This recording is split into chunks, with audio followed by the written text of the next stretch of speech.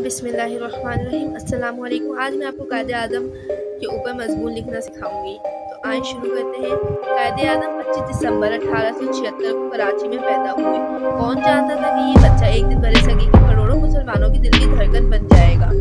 मोहम्मद अली जिन्ना कमज़ोर जिस्म के मालिक थे। कायदे आज़म मोहम्मद अली जिन्ना ने इब्तिदाई तालीम मदरसतुल इस्लाम में हासिल की। कायदे आज़म के वालिद साहब की ख्वाहिश थी कि इनका बेटा काबिल वकील बने। चनाचा कायदे आज़म वकालत की तालीम हासिल करने के लिए इंग्लिस्तान गए। आपने वतन वापसी पर मुंबई में वकालत शुरू की। इसके बाद कायदे आज़म ने सियासत में कदम रखा। आपने कौम को इत्तेहाद का दर्ज दिया। कायदे आज़म ने मुसलमानों के अलग वतन के लिए बहुत जद्दोजहद की। 23 मार्च 1940 को कायदे आज़म की गजदार आवाज़ फिजा में गूंजी। पाकिस्तान बरे-सगीर के मुसलमानों का मुकद्दर है।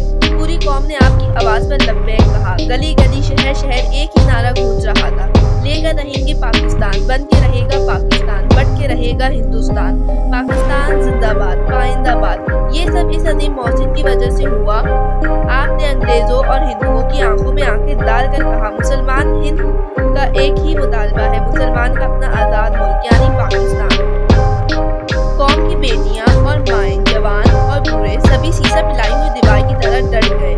अंग्रेज अपनी तमाम ताकत के बावजूद मुतालबा पाकिस्तान के सामने घुटने टेकने पर मजबूर हो गया और इस तरह 14 अगस्त 1947 को पाकिस्तान वजूद में आ गया। कायदे आज़म ने 11 सितंबर 1948 को वफात पाई। जज़ाकल्लाह।